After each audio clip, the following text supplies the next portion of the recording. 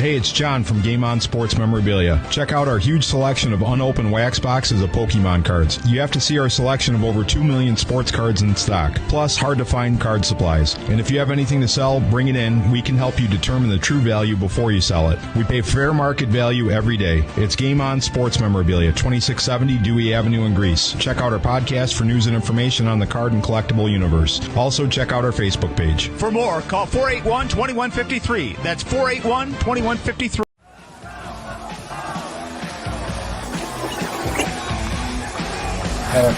off the show here. We're agreeing.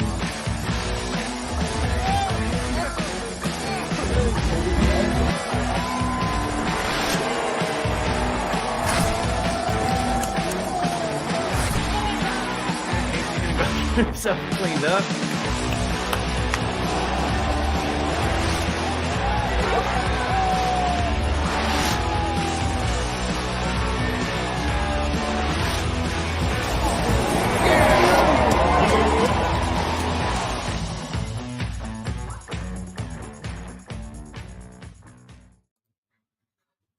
Welcome in Mafia Cast. Welcome to another episode of let me say that again. Welcome, Bill's Mafia. Welcome to another episode of the Mafia Cast. There we go. How are you guys doing today? Doing good.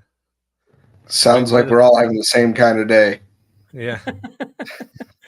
It's definitely been a long, interesting day. Big game this weekend, right? Oh, there's a game this weekend? Yeah. For who? I didn't know there was a game. I was thinking about this earlier today, and it's kind of funny because my wife asked me, so what are we doing for the Super Bowl? Are we, having the family over? What kind of food are we doing? I'm like, I don't care. Right. It's funny because it got me to thinking, like, when we were on that 17-year playoff drought, I actually enjoyed the Super Bowl during those times more than I do now. So in that aspect of it, it didn't matter. You knew you weren't going to make it. Nobody cared, whatever. And you just enjoyed football. And now, maybe it'd be different if it was Detroit versus Baltimore. I'd probably be a little more into it. But I'm sure Chiefs and Niners fans are tired of hearing that, so we won't beat them up over that. Not their fault, I guess. But let's kind of get into it. First of all, and we mentioned this last week, and those of you who are listening now, you probably noticed our intro there with the Game On Sports as our new show sponsors. So, Mike, you've got something you wanted to say and add to that's going on this weekend? Oh, yeah. So Casey's coming out to Rochester this weekend, and at John's store here in Rochester, the Greece location, they're having their monthly they're doing it at both locations, but we're going to the one near me. And once a month, they do a trade day at the stores. So you or I can go there and, bring whatever you want and, see other people and see what they might have, just straight up trade with people, or see what else John's got at the store as well. So we're gonna go check that out, see what's going on this weekend, Saturday, 12 to 2. So that should be a lot of fun. Might have to bring something there, see what I can find. It's going to be interesting to see all the different types of memorabilia. Obviously I hope there's a lot of Bill stuff, but outside of what John has, but I'm curious to see. I hope there's a lot of other different cool things that I just never really thought of or looked at because it wasn't Bills related. Right. Yeah, and he's got all sorts of. He's got a lot. Yeah, like the ad mentioned, Pokemon cards, and however many millions of sports trading cards, but he's also got some Hollywood type memorabilia too. So I don't know. He talked about a chair from or a seat from Fenway Park. Yeah, he was talking to us about. So he's got all sorts of cool stuff there. So let me tell you, before he or I die, I'm getting that Jack Nicklaus card from him. I don't care if I have to write it into the contract or what, but I'm getting that. Speaking of good luck. Speaking of die. Yeah. What happened, Casey? Where's the pink hair? Worked out really well. Well, I'll do as best as I can for you, for anybody that can kind of see. We're gonna do better than that, I think. It didn't do much. I know. He tried I tried 3 different dyes. That's all I've been doing after work the last couple of days. I wish I could show you guys the picture. I mean, think of the pinkest thing you've ever seen in your life, and I got something more. And like the hair dye I got last night was brighter pink than that. And I followed the directions. I mean, to a T. It said not to bleach your hair if you have dark or brown hair. I was like, okay, well, here we go. The only thing that it dyed was my Follow the scalp. direct- Just got a little bit on the head. That's all. But Well, yeah, it didn't. if It we've didn't got work. anybody, if we got anybody listening right now that has some tips Yeah, for Casey here that's has done this kind of thing before, help him out. we need some Hey, professional help. And it does not include going to a hairdresser, because I am not spending that kind of money to do this. $80. I've spent it's not cheap. enough money trying to do this already. Too funny. Yeah, too getting funny. it done professionally is not cheap for sure. Exactly. All right, let's move forward. We got some changes came up this week. We kind of discussed a little bit last week about the new offensive coordinator, the new defensive coordinator, Bobby Babich, the new guy, Dorsey, or not Dorsey, but No. the new guy, but dropping the interim title there. So, but with those changes came a lot of changes on the defensive side. All three position levels of the defense have a new coach now, and for the defensive line, I believe it's Al Holcomb took over for Bobby Babich. What do you guys think about that move? Anything that really kind of stood out to you on that end? I just and we saw the Bills struggle like on defense in the playoffs, and down the stretch to close games. I'm thinking that McDermott. I mean, it's not that he's set in his ways, but I think he's like, all right, maybe I need to hear fire them all. Yeah, right, Stu. I think maybe McDermott needs to hear just some fresh ideas. Just like when the Chargers, they had to get rid of Brandon Staley because they just needed a new voice. The players needed a new face to look at. And maybe McDermott was like, all right, I need. Yeah, yeah. I think McDermott just kind of was kind of looking around and being like, let me try to get some different voices in here, some different opinions, maybe some people that are going to push back harder on him. So that's what I'm hopeful for anyway. Yeah. I like that you brought that up because especially, and we haven't got to the other two position groups yet, the linebackers and the defensive backs, but leading into that, both of those guys are from outside the organization. And to your point, I think that's good. I think that brings in some new ideas, fresh faces, some new ways of doing things. I wish I could remember all the names. The linebackers coach, the name escapes me. The defensive back is Jamil Aday, or I think that's how you pronounce it. Probably a die. I gotta look. Only reason why I think it's that because I remember the running back Joseph Marcus Adai. West. Yeah, but Joseph Adai had an I in that last name, and Jamil does not. So, but anyway, he's coming over from initially Miami, and there's a couple of things with this hiring that really kind of piqued my interest, I think, and that was one, the safety over in Miami that he coached this year and helped develop him into a first-team All-American, and a guy who's been tagged to kind of potentially be a Bills first or second round selection, and that's the Kitchens, Mr. Kitchens. Safety. I can't remember the first name. You guys remember the first name? Cameron Kitchens. Cameron. There you go. Yeah. So kind of makes you wonder if maybe there's some sort of a connection there. Maybe the Bills are looking at Kitchens and thought, you know what, hey, let's go get his coach and see what comes of that. And then the other thing that I liked about it is Kyer Elam. I don't know if you guys saw the quote or not, but Elam was asked about the change and the new defensive back coach, and they asked him particularly about the former coach and his thoughts on it, and he said no comment.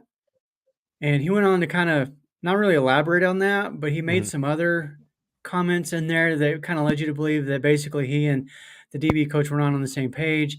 For whatever reason, maybe they weren't getting along. I don't know. So I'm kind of excited to see what Ade can do, or whatever his last name is pronounced, what he can do with Kyrie Elam. Because when Elam's had a chance, he hasn't been terrible. There's some parts of his game that could be better, yes. But year 3, we saw it with Spencer Brown. He struggled year 2 because of the ankle injury. Same thing with Elam last year. We've seen a lot of these guys maybe not necessarily be household names or fulfill their potential in year 1 or 2, but later on down the road they have. So I'm curious to see how that one plays out. What do you guys think with that one? Go ahead, Mike. Oh, with Ade, he's Yeah.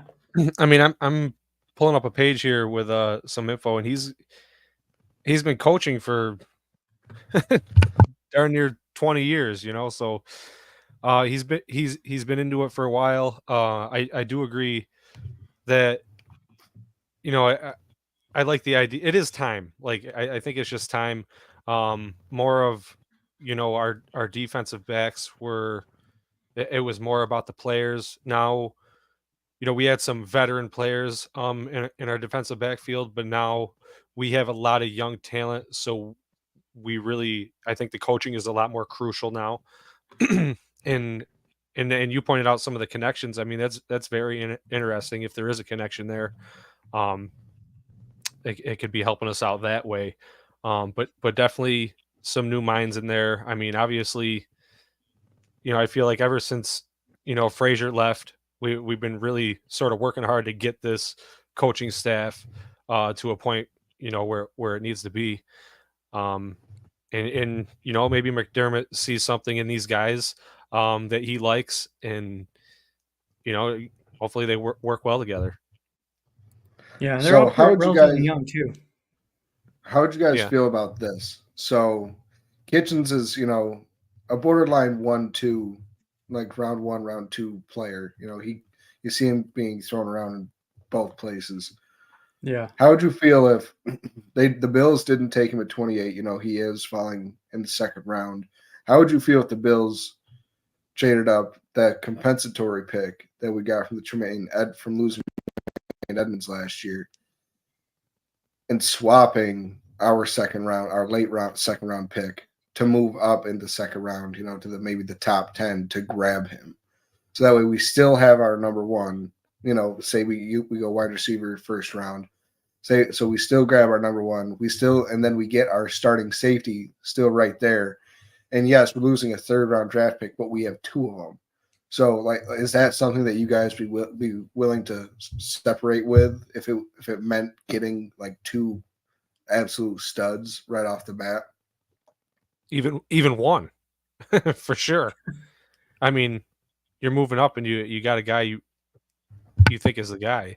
You got your guy there at the top. You're gonna go get him. And if it is someone in a key position like that, yeah, we got to go for it. Yeah, I haven't done a lot of digging too much into other positions outside the receiver, to be honest with you, as far as draft goes. But I did see earlier today, I was kind of looking at Kitchens a little bit. And if I remember correctly, he had a 4.4, somewhere around 4.46, I believe. That's unofficial. We'll get those official times when the combine happens. But you get a safety that can run like that. That's a huge asset you can get. I would be for it. To answer your question directly, I would definitely be for that, because you're right. I think if they want him, they're going to have to get higher in the second than when they are right now. Because I think PFF has him sitting around the 34th or so overall player. So that's going to be high second or high second or late first.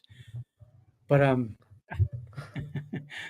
we got a late second, Spence. Bro, you missed the whole thing. If you would have been on time, Spence. Exactly. To recap real quick, we're gonna do this. Hey, Spence, jump in here really quick. We need professional help with his hair. He tried a bunch of different dyes, and I guess his hair is too dark or something, or he's just BSing. But we got to do better than that. Spence jumps in here with us in just a moment. Earlier, Roy Collins said, "Is it Holcomb the linebacker coach?" That is correct. I think I said he was a defensive line coach, but yeah, he's the linebackers coach. I don't remember who the DL guy is that took over there, but like I said, and then we got a new QB coach as well. So yeah, we'll, that is more exciting for me. I mean, obviously, go ahead. No, I was gonna say we got. If you look at Casey's hairline, you can see the pink there. He did do something. Seriously, here you go, Spence. I'm just getting destroyed right now about this whole pink hair thing. I like the QB coach because he's worked, under Sean Payton. While he was in New Orleans, which means he worked with Drew Brees, one of the best quarterbacks to ever play. He was up there in just about all the passing records. So I think that's going to be a positive for Josh overall. And so him and Joe Brady kind of coached together at one point, right? They were both at the Saints at a certain time, I believe. I thought I read something. They may have. So they may have. That's interesting as well. And I've realized that he's quite an athlete, multi-sport athlete. I think he even won a dunk contest in college. So, and he played multiple positions. He played receiver and quarterback in the NFL. So sort of well-rounded. Yeah, you see the game from both positions. You've seen it firsthand.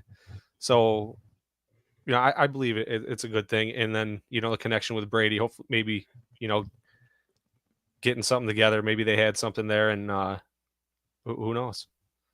He also did I was about to say he did some time under, but that sounds bad. He coached under Jim Harbaugh as well.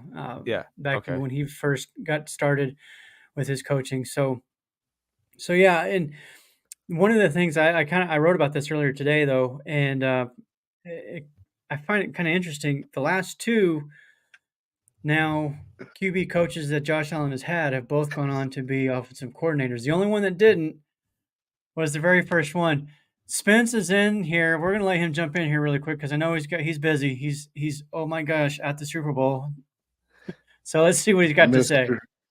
Hey, what's up, y'all?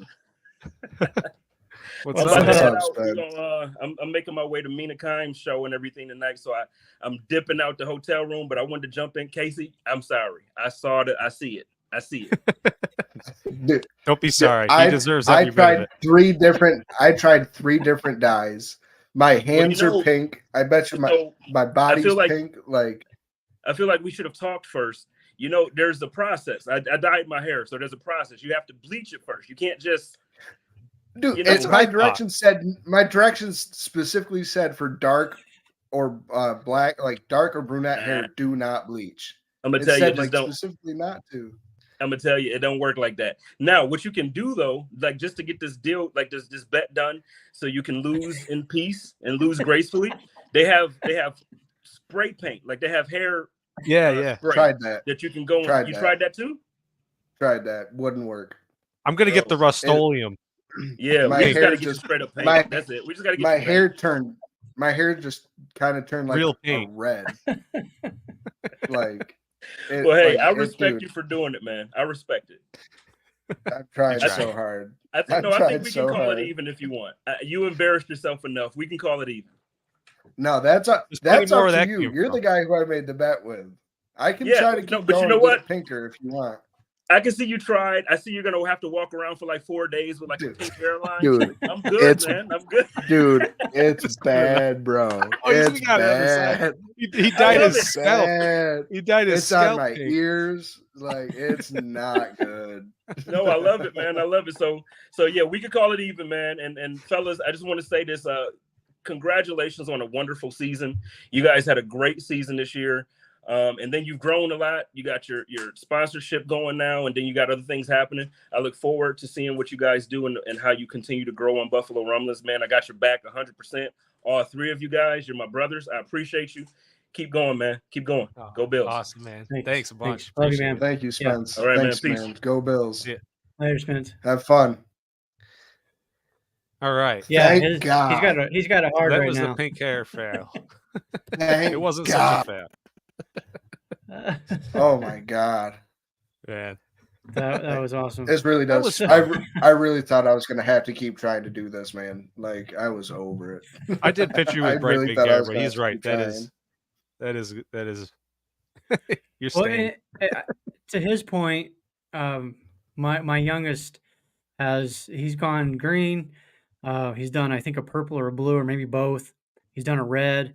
But yeah, you have to bleach it first. That's the only, because his hair is not quite as dark as yours, but it's still pretty dark. So yeah, and that's what they did. Is they bleached it. But the first time we went and had it professionally done, yeah, I got $150 for that crap.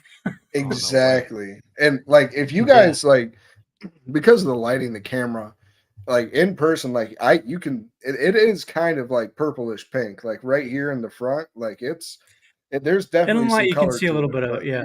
Yeah. yeah, you just barely can tell though. Oh, I could tell. All right. Nice you'll blotches on your see it. forehead. Yeah, That's no awesome. kidding. So Should have seen it last night. It was my entire forehead. should have left it. Should have left it. That'd have been Dude, great. it took rubbing alcohol alcohol on my forehead to get it off. I swear to God. Oh man. You learned your lesson. You gonna make any more bets like that going forward? Probably. Yeah, Guaranteed. you will. Yeah, for sure. Guaranteed. All right. Let's get back to the what we were talking about. So, quarterbacks coach. Yeah. Yeah, Drew Brees, Harbaugh. We kind of talked about that. Is there anything else you guys wanted to add as far as the? The thing I was saying is the last two, Brady, Dorsey, both went on to be offensive coordinators. So, like you mentioned a while ago, the connection with Brady, the potential connection there with Brady, and I wonder if maybe that's why they kind of brought him in, was because there's a very real possibility Brady's gone after next season, assuming the Bills' offense has a good season, which offensively, there's no reason to believe they wouldn't. So there is that possibility. Do you see maybe? Why are these names escaping me? The new OC or new QB coach stepping in, Ronald Curry. Maybe is that a way to keep Joe Brady around? Because why did we have to have a revolving door of OCs? Because they're good, and they move on. I mean, but if they think they could win, they don't think they could win here, and then they leave.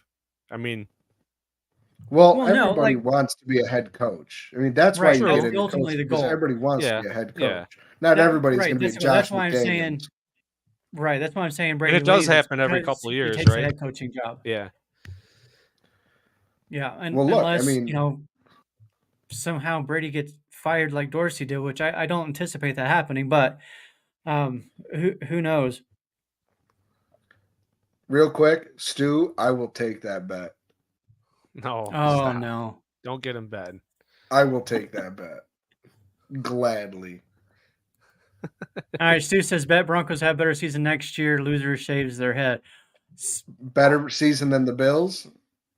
That's the question. Because if he's just saying better than the season they had this year, I would just say I hope so.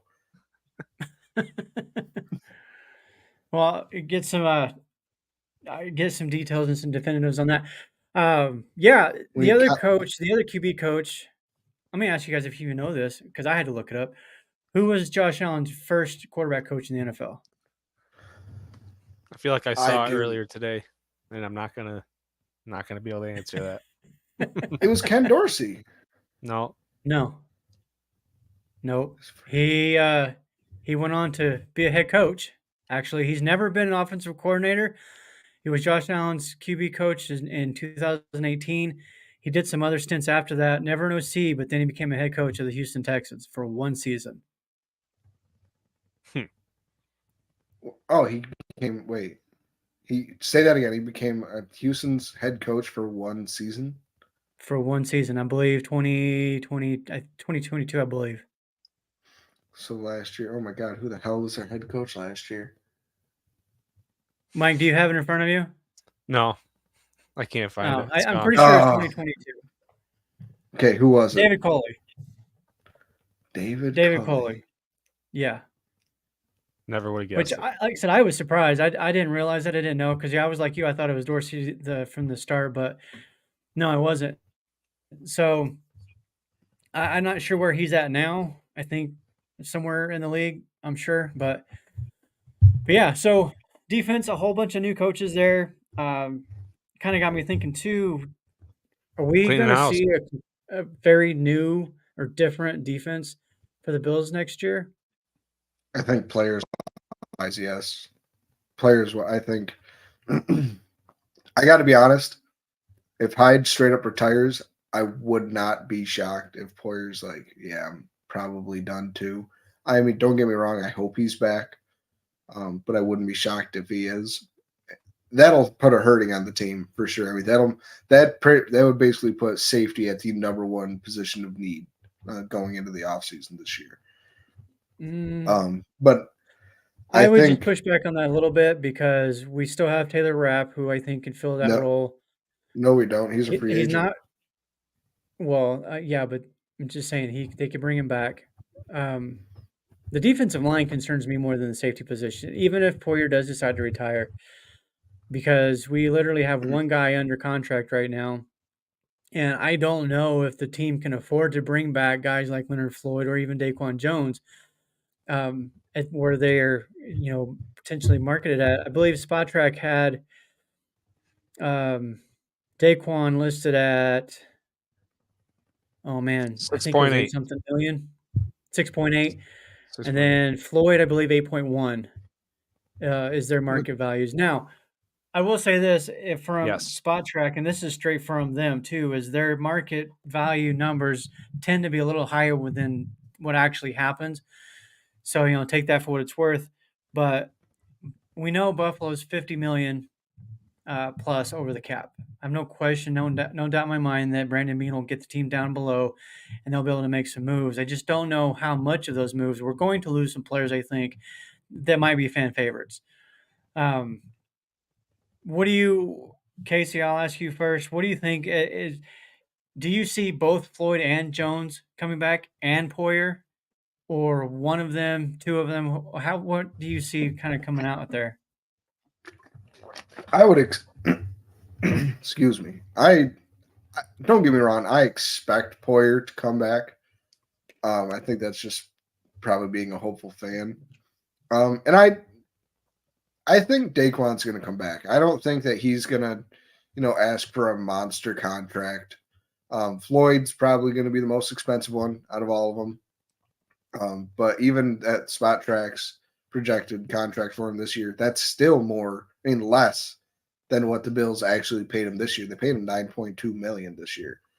So if they can just figure out another way to swing that same deal again, and because we were basically in the same cap casualty as we were this year as we were last year. So if Bean can somehow just pull it off again, bring Daquan back, on a regular, relatively team-friendly deal, and Poyer just stays put, then I could see it. But I don't necessarily expect Floyd to be back. Yeah, I want him back, but yeah, I'm kind of with you. Oh yeah, I know there's some concern that he tailed off towards the latter part of the season. He had 0 sacks over the last 5 games, including the playoffs, but he also had an injury, and we don't know how significant that was. He didn't look like the same player late in the season. Well, but, another note on that. Sorry to cut you off. I think he ended up playing the Von Miller role, and Von Miller ended up playing the Leonard Floyd role. I truly think that's how this year worked out. I mean, we all expected, Von to get, 10 sacks. We were hoping that Floyd would get, 5, 6, 7 sacks, coming to being as the third, fourth edge on the team. So I think, he is a little older. So I think, I wasn't totally shocked to see him kind of tail off a little bit, because I think he was asked to do more than he expected. Just possibly. because he turns 32 because of the injuries. Yeah, I think he just filled in for Von with the injury, basically. Yeah. This is why you got to keep Epinesa. Just got to throw that out there. That's another one too. Make more guarantee money and having an incentive-based contract. I would do an incentive-based contract for all 3 of those guys, and one that you just mentioned, Epinesa, Daquan Jones, and Leonard Floyd, if those guys would agree to it. let's talk about Epinesa really quick since you brought it up, and he wasn't on the notes for today, but that's fine. We kind of talked about him a little bit in the past. At least I've talked with you guys. I like Epinesa as a player. My worry is that his stats, his big moments come in spurts. I've called him before the Gabe Davis of the defense. He has a phenomenal game, and you're like, oh my gosh, here he comes. And then he disappears for a few weeks. And then he has a big game where he gets a sack and a half, tackle for a loss, a pick, just an insane performance. And then he disappears for a couple weeks again. This I'll team, take and it. I've said this before, they need a consistent guy week in and week out. They just don't have that and haven't had it for a while. Ed Oliver, fantastic season last year. Nothing in the playoffs. And that seems to kind of keep happening with a lot of these guys. They get to the playoffs, and I don't know. We've talked about the defensive rotation. It doesn't seem to be working. Like they have a good regular season, but are they too tired in the playoffs? Like what is happening there? And I need that consistency. And somebody like Epinesa, I think he's got all the talent in the world. He's just there's no consistency. Yeah. See, but I like that. I don't mind that spurtiness for defensive end because you never know when that big play is going to come. And and AJ's made it the big play like at big time, like in a big game. Not just it wasn't just against just pick whatever crappy team, the Giants or whatever. Like he came up big against the Chiefs in Arrowhead. So I that's what I would kind of expect from like my third, fourth defensive end is, somebody who is good average and then like most days, and then on his best days, he could be the number one on the team. But so I don't mind that spurtiness. Is he worth though the money that he's likely going to get as a third or fourth defensive end though? Because I mean, Roy brought it up. At this point, Teams tend to overpay for defensive ends. At this point, he might be defensive end too for us. Vaughn might be the one that's. I mean, I feel like he shows great progression. Over the past. He's only been in the league 2 or 3 years now, right? No, this was his fourth year. This was his fourth year. Is it his fourth year now? Yeah, he's going into year 5. I mean, going back to like his rookie season or second year, I feel like you see a huge difference. For sure. So I think it would be worth it in the long run to throw a little something at him and keep him around. I do too.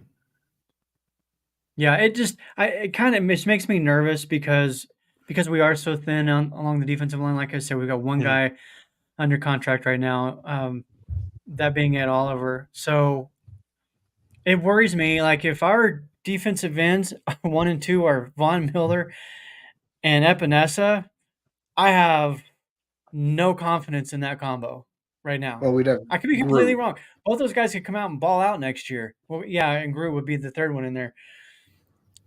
But even with Groot, he has kind of morphed into this more of a fantastic deep run defender and not really getting after the quarterback. I think he had 6 sacks, 5 sacks this year. Again, you know what really scares me is I feel like Shaq Lawson just rubbed off on Gregory Rousseau because we picked Shaq Lawson in the middle to late first round. He was one of the best pass rushers coming out of Clemson. I loved Shaq Lawson at Clemson. And he comes to the NFL. I mean, he's come up big in a couple of games. So he's made some key stops. So even getting to the quarterback. But I mean, he's just a damn good run defender, like you said. And Rousseau's kind of the same thing. I mean, I see Rousseau a lot. When he's trying to push the pocket, he kind of gets stood up, and he's not necessarily rushing the quarterback. He's just more so just playing contain. But in today's NFL, when quarterbacks can move the way they can move and linemen hold the way they hold, and it never gets called, like it's he's not able to actually make that contain a lot of the times, just because of the way these quarterbacks are able to move. So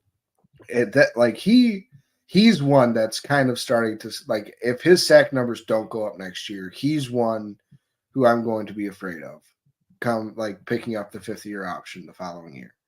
Because it's like God damn, man! Like you've had 6 sacks, 6 sacks, 6 sacks every year.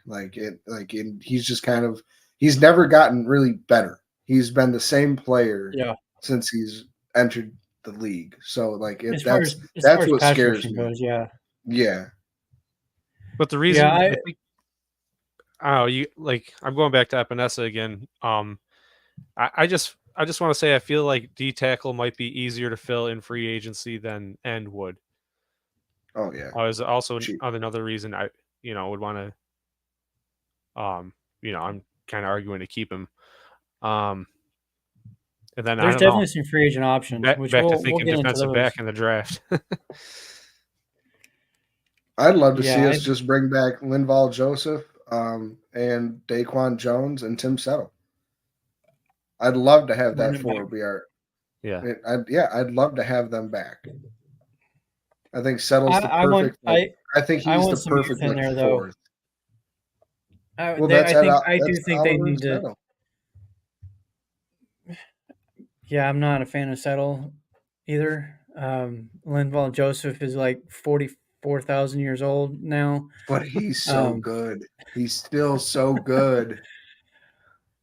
Puna Ford, in my opinion, was underwhelming. I expected more out of that group than what we got this year.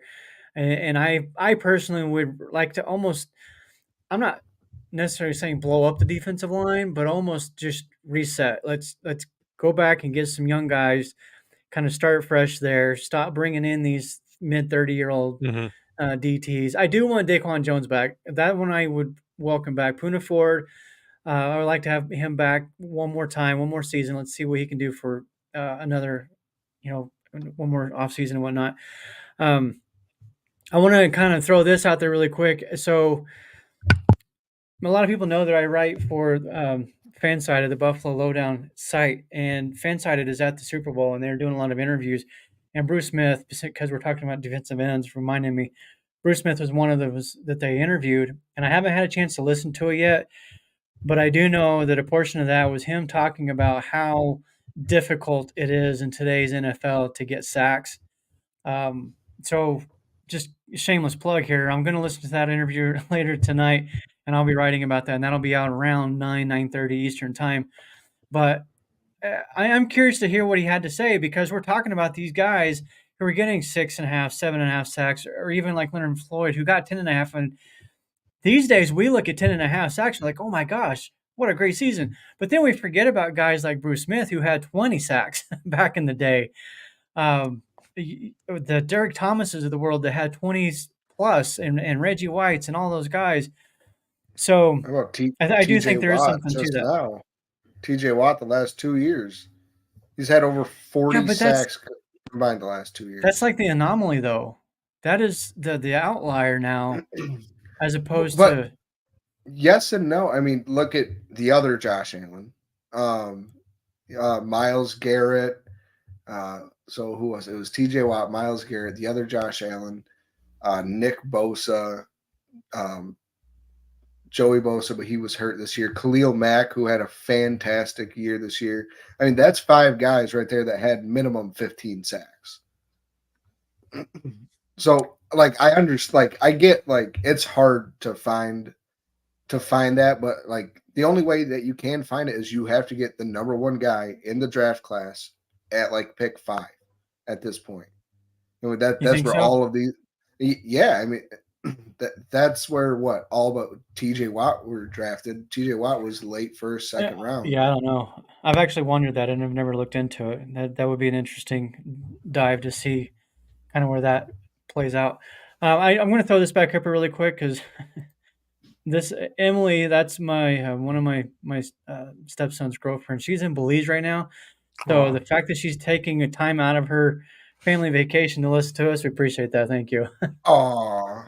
Awesome. Let's get this whole show. 2 things we wanted to get to. One was the free agencies as far as wide receivers go, and then we of course talk about the Super Bowl and our picks, because we didn't do that last week. So let's jump into the Super Bowl really quick. I don't want to. I don't care, but we're going to begrudgingly do this. Mike, I'll start with you. What do you think? What are you expecting to see? What are you hoping to see? And who do you think is going to win? And who do you hope will win? What I want to see is the Chiefs get crushed by the 49ers. I think we're all in agreement with that. I even saw a very touching story on NFL Network about Christian McCaffrey and a young boy with cancer, I believe. And it made me even more a fan of the Niners. So I really want them to win. But and I just want to I think Kansas City has the better defense. So that is going to be the tough part. So I don't think the Niners are going to win. I like the coaching better at Kansas City. It's just like meant to be for them. I can't. I'm over fighting against it. So if I have to predict something, I'm going to say the Kansas City Chiefs are going to pull it out. And I have my score prediction written down from last week right here. I was just going to say, since this is the last game of the year and our last opportunity to do score predictions, what do you got? Yeah, it's going to be 27-20 Chiefs. Wow. Sorry. Go ahead, Casey. Hope I'm wrong. I think the complete exact opposite is Mike, which is not unusual. I think San Francisco is better as a team as a whole. The one thing you can do against San Francisco is pass on them, but Kansas City only has like 2 passing weapons, and that's Travis Kelce, who's getting a little bit older, who the Niners could just put one of the best, if not the best linebacker, and probably the best coverage linebacker, and Fred Warner on him, and be like, go to town, one-on-one that. And that leaves rookie Rashee Rice basically to carry the load in the passing game. So I like San Francisco in this game. I just think that the Niners are going to be there's too many weapons on that offense in order to completely stop them and shut them out. McCaffrey, Kittle, Ayuk, Debo. That's an insane offense. So I think it's going to be San Francisco 32, and it'll be Kansas City 27. Wow, that's a high scoring game. Yeah, a lot of Super Bowls usually are. We got to remember that's that. True. Super Bowls usually end up being high scoring. So there's 2 things that I kind of go back and forth on. Number one, the 49ers defense can be ran on. They haven't been good against the run this year. So if the Chiefs are willing to lean into that, I think Pacheco could have a big game and potentially even be a Super Bowl MVP because of it. But then on the flip side of this whole thing, I saw some numbers earlier today. They were comparing Josh Allen's MVP credentials to some of the other guys that are, as far as the quarterbacks go, and which we'll find out, I think, tonight, right? Yeah, right? The ESPY Awards or whatever. And they were talking about Josh Allen's turnover-worthy plays, which was at 3% and resulted in whatever turnovers, second in the league, right? But then Brock Purdy's numbers they put up there, 3.5% turnover-worthy plays. He's actually put the ball in jeopardy more often on a percentage base than Allen, and it's resulted in 12 turnovers. The whole concept of the idea was saying that interceptions to a point are a luck factor as well. Oh, for sure. Yeah. Remember last year when we were like, half those interceptions aren't on Josh. They all tipped off Isaiah McKenzie's hands. Yeah. Oh, yeah. Oh, I know. So this one's actually tough for me. When the matchups were first determined, I was like, San Francisco's going to win this. Green Bay pushed the Niners to the brink and probably, in a lot of people's opinion, should have won that game. We saw the Niners earlier in the season kind of struggle. They lost 3 in a row to the Vikings were in there, and I can't remember the other 2, and it's difficult for me, and I hate to say this, but it's difficult for me to count against Patrick Mahomes. Right.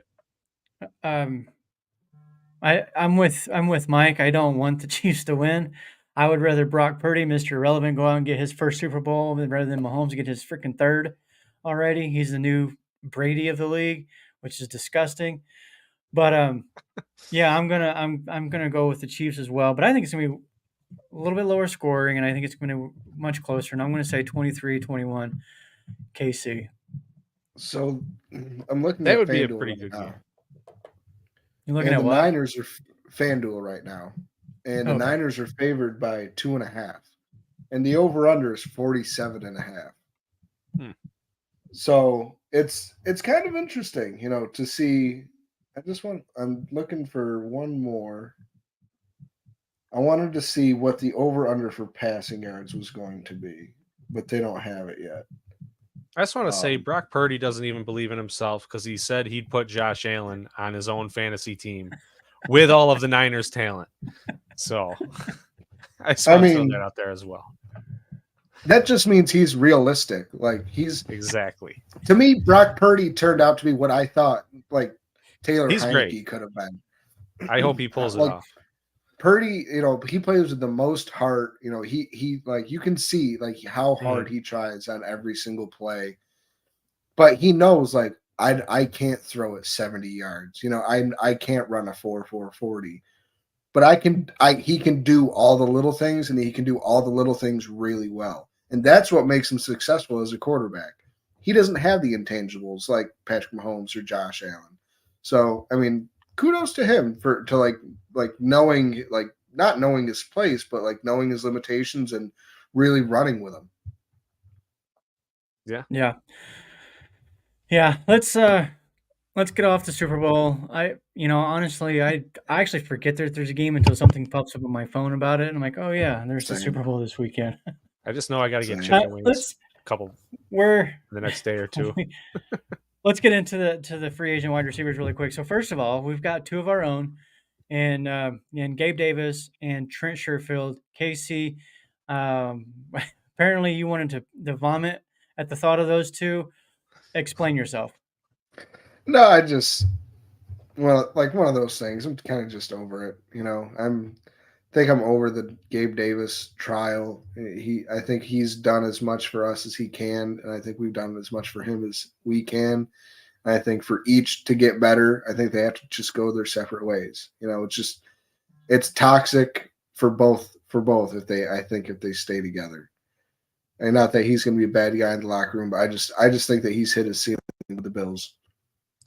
And Trent Sherfield, I was pumped that we signed Trent Sherfield last year, and he just became such a letdown to me.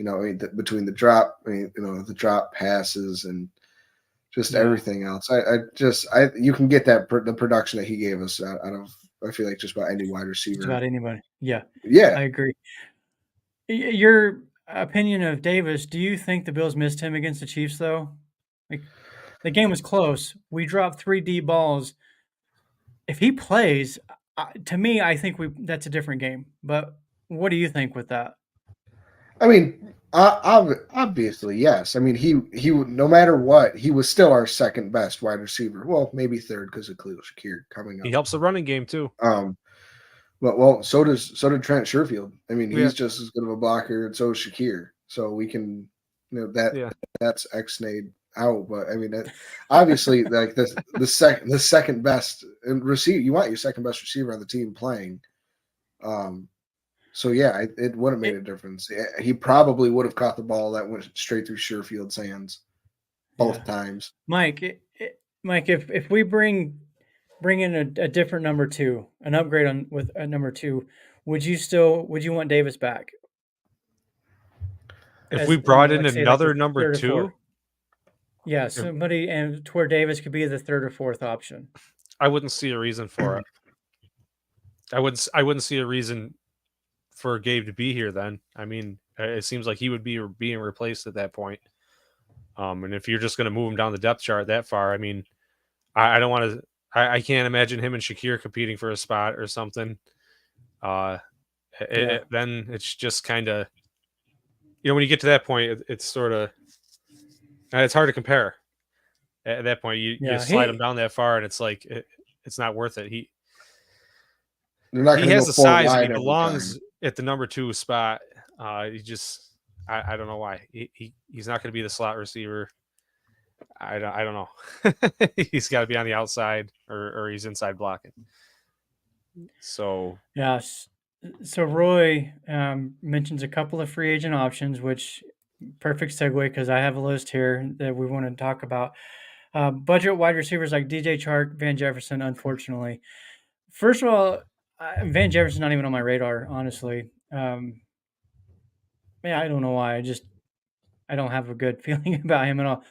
With Chark, you say a budget wide receiver, but his spot track market value is listed at 10.9 million, which is just about 2.5 million less than what Gabe Davis is currently slotted at.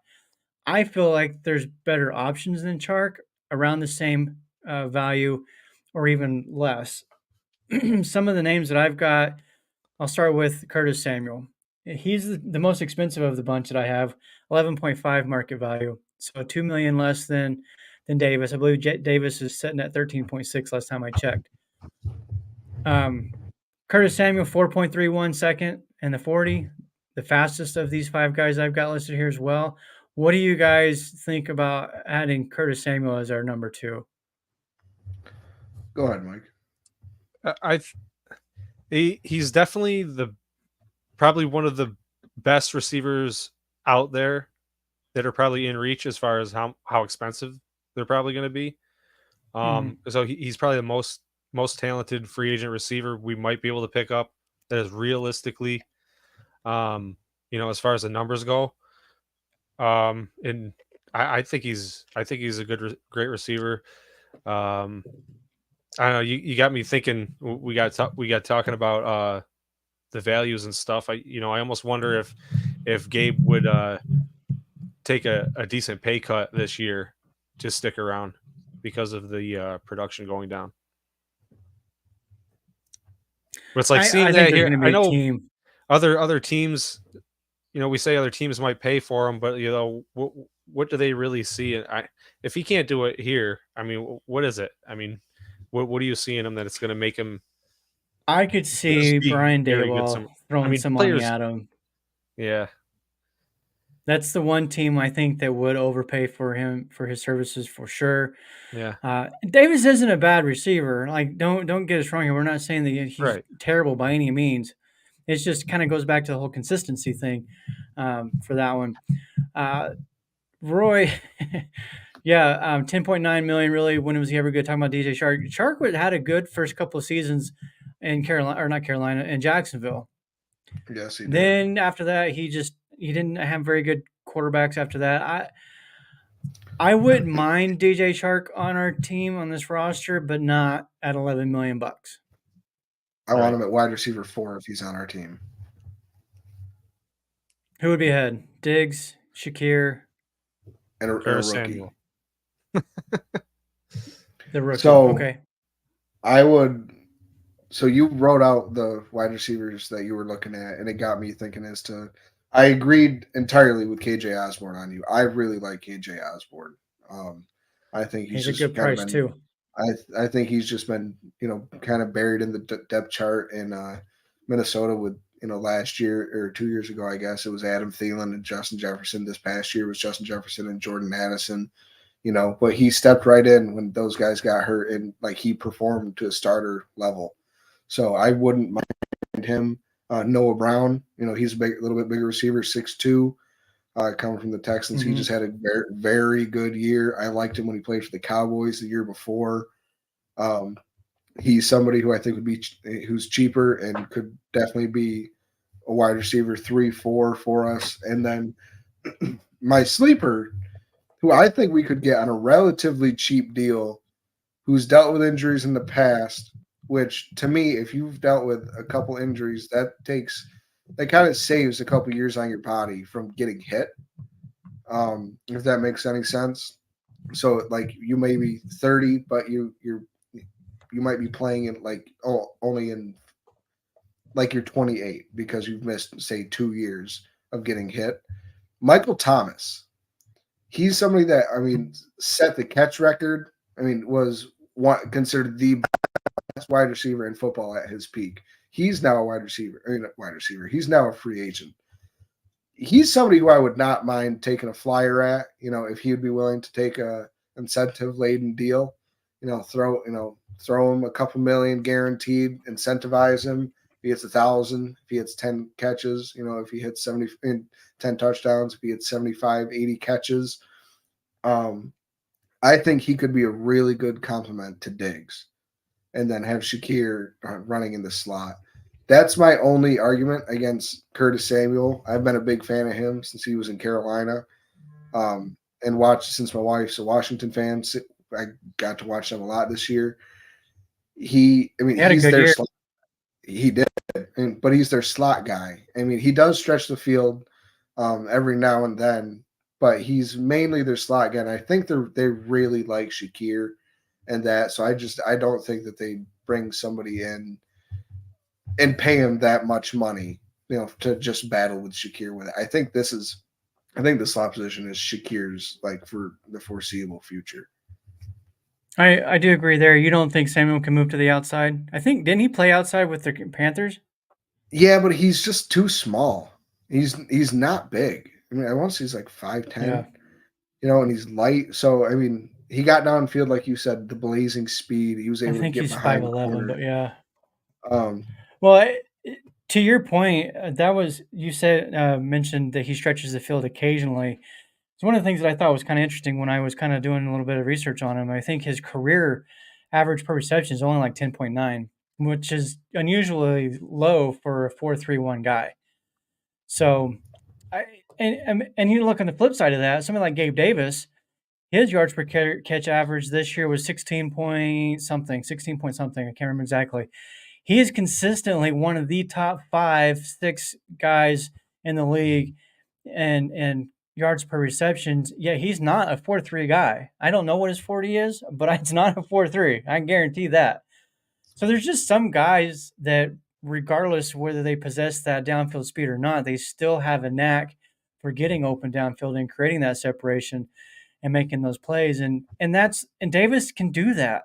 And I guess that's what really kind of frustrates me with him. For me, is I like him. I like him so much. He has these games. You're like, there he is. There's our guy. And then he's not. It's so. And then he's not for 4 games. Yeah, it's just you wait until everyone forgets about him, and then it's bam, there he is. They put him on watch, and it's exactly. I go back to that Chiefs playoff game from 2 years ago. 4 touchdowns. An incredible performance. On 6 catches. How about that 99-yard play? One of the greatest playoff performances we've ever seen, ever. But he can't do it week after week, and if he could just do half of that on a more consistent basis, but it's not going to happen at this point. We're 4 years into this situation with him, and if it's not happened now, it's not going to. I don't think. Again, he was a wide receiver. He was drafted in the 5th round. He set the expectation. I said it last week. He just set the expectation so high after years 1 and 2 that I just think he was doomed. He was doomed to fail just because of how high Bills Mafia's expectations were. He should have. In year 3 and 4, based off those first 2 years, the numbers should have been better, but they're still about the same. Exactly. Because, and it just, I don't know, it just doesn't make any sense. I'm not going to go through the rest of the list here, free agent wide receivers, because we're out of time, and so we'll just save that for next week. So if you want to know, then you're going to have to tune in next week to see the rest of our free agent wide receivers list. Roy brings up Chenault. Would be interesting. That's one I haven't looked into too much of. And again, Collins brought up Tre'Davious White and what the Bills are going to do with him this offseason. And yet again, forgot to bring it up. So, Roy, very first thing, as soon as the intro is playing next week, remind us, and we'll jump right into Tre'Davious White conversation and what we believe that the Bills I'm writing it down. should do with him. Yeah, there you go. All right. You guys got anything to add? No. Well, I just remind everyone we're headed out to Game On. Maybe we'll see you there. Now it'd be cool if anyone heads out, say hi. But yeah, that's all we're up to this weekend. Besides watching the freaking game and eating chicken wings, that's what I don't do. If you're on YouTube, please hit the like button, subscribe to the channels. Also, find us over on Facebook at the Mafia Cast. Become one of the followers there. We're up to 228. The goal is 500 by the time the season kicks off, 2024 season. So get over there, join our community, be part of the conversations. And also, you got to join the Facebook group or page, because we will be doing some giveaways for some Bills memorabilia, courtesy of Game On Sports from John's stores. So be on the lookout for those. The only way you can, be entered in those drawings is by being part of our Facebook page members. So we're going to get out of here. Coming up. There's a trade show coming up at Batavia Downs Sports Expo at the end of the month. So we'll be posting about that kind of stuff too. Any future signings that John might have at his store, just keep you updated there on our Facebook page. Lots of good stuff coming. Mm-hmm. All right. We're going to get out of here, guys. We'll see you all next week. Go Bills. Go Bills. Go Bills. Tell your friends. Tell your friends.